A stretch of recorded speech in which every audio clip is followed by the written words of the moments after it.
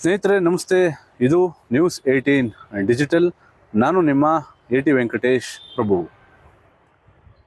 ಕನ್ನಡದಲ್ಲಿ ಒಂದು ಗಾದೆ ಇದೆ, ಗೆಜ್ಜಲು ಹುತ್ತವನ್ನು ಕಟ್ತದೆ, ಆದರೆ ಆ ಹುತ್ತ ಎಲ್ಲ ನಿರ್ಮಾಣ ಆದಂಥ ಸಂದರ್ಭದಲ್ಲಿ ಕೊನೆಗೆ ಹಾವುಗಳು ಬಂದು ಸೇರಿಕೊಳ್ತವೆ ಎನ್ನುವಂಥ ಮಾತಿದೆ.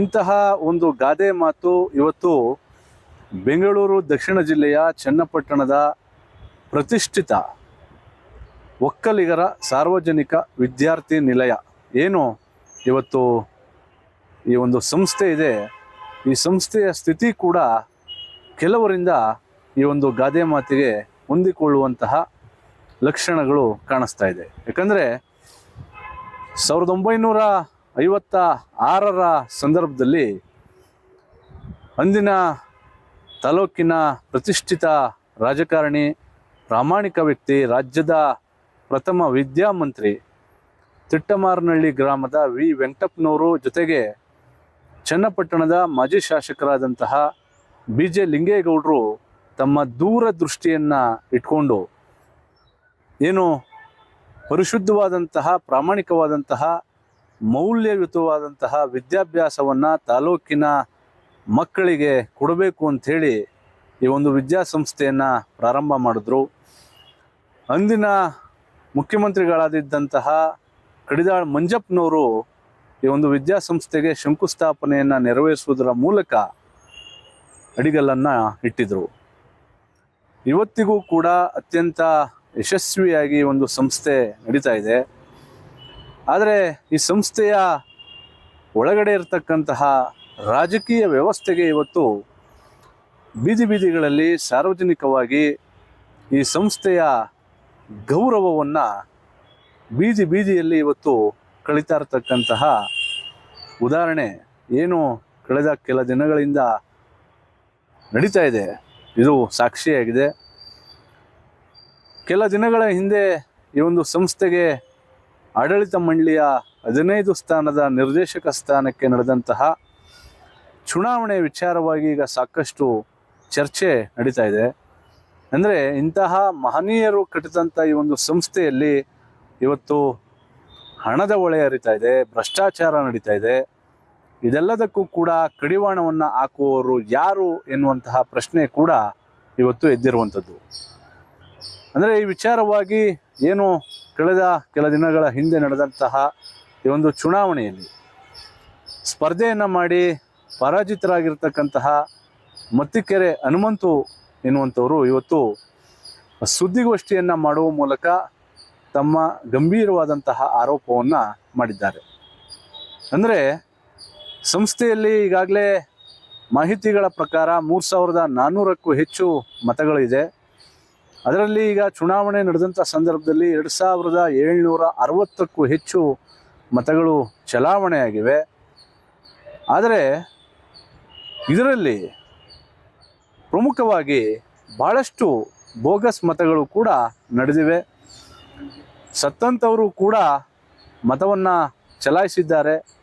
ಅಂದರೆ ಸತ್ತವರು ಬಂದು ಚುನಾವಣೆಯಲ್ಲಿ ಮತವನ್ನು ಚಲಾಯಿಸಲಿಕ್ಕೆ ಸಾಧ್ಯ ಇಲ್ಲ.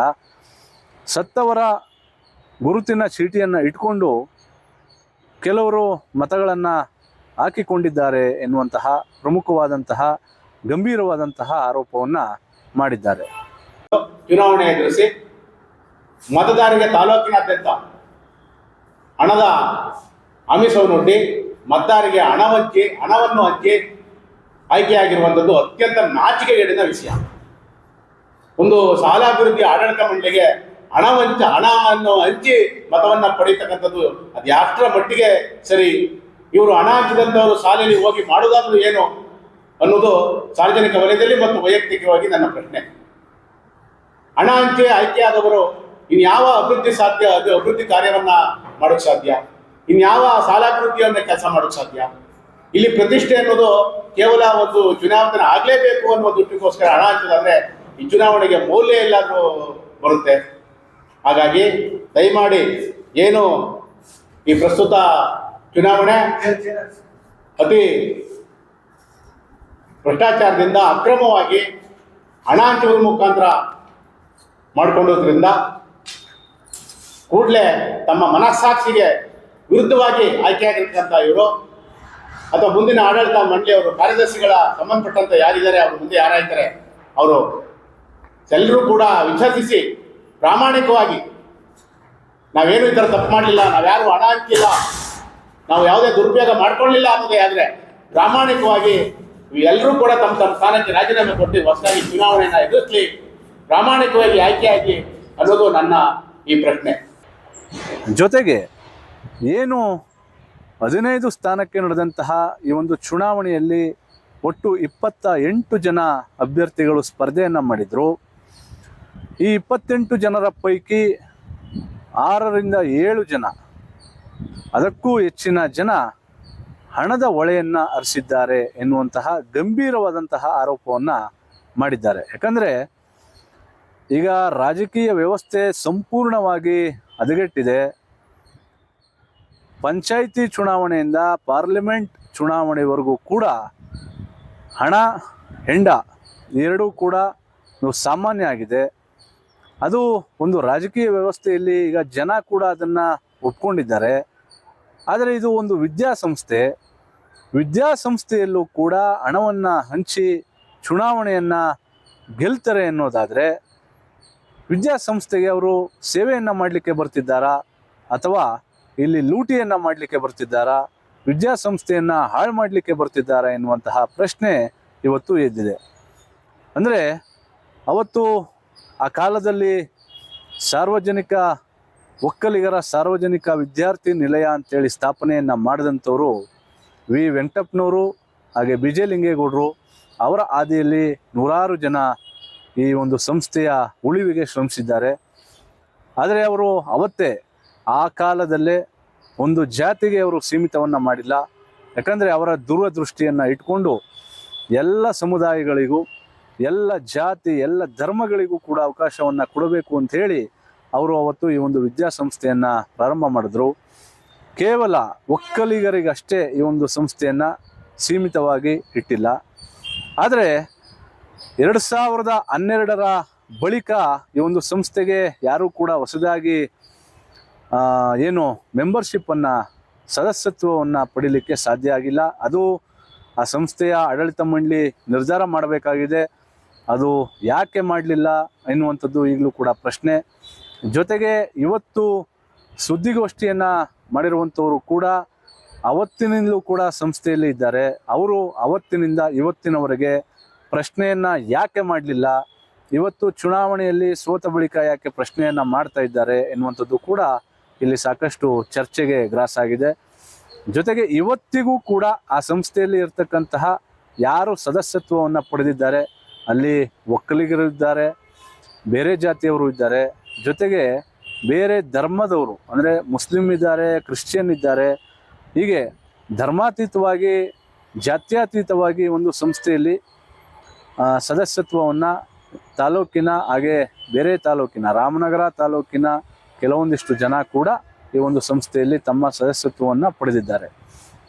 ಆದರೆ ಇಲ್ಲಿ ಮೂಲ ಪ್ರಶ್ನೆ, ವಿದ್ಯಾರ್ಥಿ ನಿಲಯದ ಚುನಾವಣೆಯಲ್ಲಿ ಹಣದ ಹೊಳೆ ಅವಶ್ಯಕತೆ ಇತ್ತಾ ಎನ್ನುವಂಥದ್ದು ಇಲ್ಲಿ ಮೂಲ ಪ್ರಶ್ನೆ.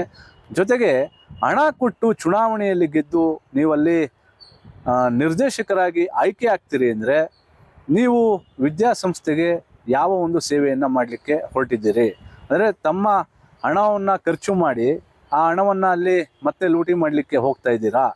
ಇದು ಯಾರು ಹಣವನ್ನು ಹಂಚಿದ್ದಾರೆ, ಅದು ಸಾಮಾನ್ಯ ವ್ಯಕ್ತಿಯಾಗಿರಲಿ ಅಥವಾ ಸಮಾಜದ ಅಂಕು ಡೊಂಕುಗಳನ್ನು ತಿದ್ದುವ ಜವಾಬ್ದಾರಿಯನ್ನು ಒತ್ತಿರುವವರು ಕೂಡ ಆಗಿರಲಿ, ಜೊತೆಗೆ ಪ್ರಜ್ಞಾವಂತರಾಗಿರಲಿ, ರಾಜಕಾರಣಿಗಳಾಗಿರಲಿ, ವಿವಿಧ ರಾಜಕೀಯ ಪಕ್ಷಗಳಲ್ಲಿ ಗುರುತಿಸಿಕೊಂಡವರು ಆಗಿರಲಿ, ಶಿಕ್ಷಣ ಸಂಸ್ಥೆಯಲ್ಲಿ ಕೆಲಸ ಮಾಡಿದಂಥವ್ರಾಗಿರಲಿ, ಯಾರೇ ಆಗಿದ್ರೂ ಕೂಡ ಸಮಾಜದ ಒಂದು ಸ್ಥಿತಿಗತಿಗಳನ್ನು ಅರ್ಥೈಸ್ಕೊಂಡು ಇಂತಹ ಒಂದು ವಿದ್ಯಾಸಂಸ್ಥೆಯಲ್ಲಿ ಕೆಲಸ ಮಾಡಬೇಕಾದ್ರೆ ತಮ್ಮ ವ್ಯವಸ್ಥೆಯನ್ನು ಇಲ್ಲಿ ತಂದು ಇಡೀ ಒಂದು ವ್ಯವಸ್ಥೆಯನ್ನು ಕಲುಷಿತ ಮಾಡ್ತಕ್ಕಂತಹ ಯಾರೇ ಆಗಿದ್ರೂ ಕೂಡ ಅವರಿಗೆ ಸಾರ್ವಜನಿಕವಾಗಿ ನಿಜಕ್ಕೂ ಕೂಡ ಭವಿಷ್ಯದ ದಿನಗಳಲ್ಲಿ ಒಳ್ಳೆಯ ಗೌರವ ಸಿಗೋದಿಲ್ಲ ಎನ್ನುವಂಥದ್ದು ಕೂಡ ಇಲ್ಲಿ ಭಾಳ ಗಮನಿಸಬೇಕಾದಂಥ ಅಂಶ.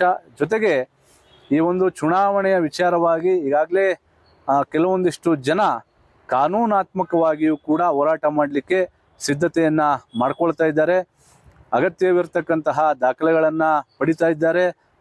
ಜೊತೆಗೆ ಸಂಬಂಧಪಟ್ಟಂತಹ ಯಾವ ಇಲಾಖೆಗೆ ಸಂಬಂಧಪಟ್ಟಂತಹ ಅಧಿಕಾರಿಗಳನ್ನು ಭೇಟಿ ಮಾಡಬೇಕು ಆ ಅಧಿಕಾರಿಗಳನ್ನು ಕೂಡ ಸಂಪರ್ಕಕ್ಕೆ ಪಡಿತಾ ಇದ್ದಾರೆ ಎನ್ನುವಂಥದ್ದು ಕೂಡ ಮಾಹಿತಿ ಲಭ್ಯ ಆಗ್ತಾ ಇದೆ. ಹಾಗಾಗಿ ಭವಿಷ್ಯದ ದಿನಗಳಲ್ಲಿ ಈ ಒಂದು ಚುನಾವಣೆ ವಿಚಾರವಾಗಿ ಜೊತೆಗೆ ಯಾರು ಹಣವನ್ನು ಹಂಚಿದ್ದಾರೆ ಎನ್ನುವಂಥದ್ದು ಇಲ್ಲಿ ಸಾಕಷ್ಟು ಚರ್ಚೆ ಆಗ್ತಾ ಇದೆ. ಕೆಲವರು ದಾಖಲೆಗಳನ್ನು ಕೂಡ ಇಟ್ಕೊಂಡಿದ್ದಾರೆ, ಹಣ ಹಂಚ್ತಾ ಇರುವಂತಹ ಫೋಟೋಗಳು ಕೂಡ ಇದೆ ಎನ್ನುವಂಥ ಮಾಹಿತಿ ಇದೆ. ಹಾಗಾಗಿ ಭವಿಷ್ಯದ ದಿನಗಳಲ್ಲಿ ಚನ್ನಪಟ್ಟಣದ ಒಕ್ಕಲಿಗರ ಸಾರ್ವಜನಿಕ ವಿದ್ಯಾರ್ಥಿ ನಿಲಯದ ಒಂದು ವಿಚಾರ ಯಾವ ಹಂತಕ್ಕೆ ತಲುಪ್ತದೆ ಎನ್ನುವಂಥದ್ದು ಕಾದು ನೋಡಬೇಕು. ಯಾಕಂದರೆ ವಿ ವೆಂಕಟಪ್ಪನವರು, ವಿಜಯಲಿಂಗೇಗೌಡರು ಇಂತಹ ಮಹನೀಯರು ತಾಲೂಕಿನಲ್ಲಿ ವಿದ್ಯಾರ್ಥಿಗಳಿಗೆ ಎಲ್ಲ ಜನರಿಗೆ, ಬಡ ಜನರಿಗೆ ಅನುಕೂಲ ಆಗಬೇಕು ಅಂತೇಳಿ ಒಂದು ವಿದ್ಯಾಸಂಸ್ಥೆಯನ್ನು ಕಟ್ಟಿದ್ದಾರೆ. ಅವರ ಹೆಸರಿಗೆ ಕಳಂಕ ತರತಕ್ಕಂತಹ ಯಾರೇ ಆದರೂ ಕೂಡ ಕಠಿಣವಾಗಿ ಅವರನ್ನು ಈ ಒಂದು ವ್ಯವಸ್ಥೆಯಿಂದ ದೂರ ಇಡಬೇಕು ಎನ್ನುವಂತಹ ಒತ್ತಾಯ ಕೂಡ ಕೇಳಿಬರ್ತಾ ಇದೆ. ನಿರ್ಭೀತ, ನಿಷ್ಪಕ್ಷಪಾತ, ವಿಶ್ವಾಸಾರ್ಹ ಸುದ್ದಿಗಳಿಗೆ ಮತ್ತೊಂದು ಹೆಸರಾಗಿರುವ News18 ಕನ್ನಡ ಈಗ ಆಪ್ನಲ್ಲೂ ಲಭ್ಯವಿದೆ. ದಯವಿಟ್ಟು ಇಲ್ಲಿರುವ QR ಕೋಡ್ ಅನ್ನು ಸ್ಕ್ಯಾನ್ ಮಾಡಿಕೊಂಡು ಆಪ್ ಡೌನ್ಲೋಡ್ ಮಾಡೋದಕ್ಕೆ ಮರಿಬೇಡಿ. ನಿಮ್ಮ ಬೆಂಬಲ ಹೀಗೆ ಸದಾ ನಮ್ಮೊಂದಿಗಿರಲಿ. ಧನ್ಯವಾದ.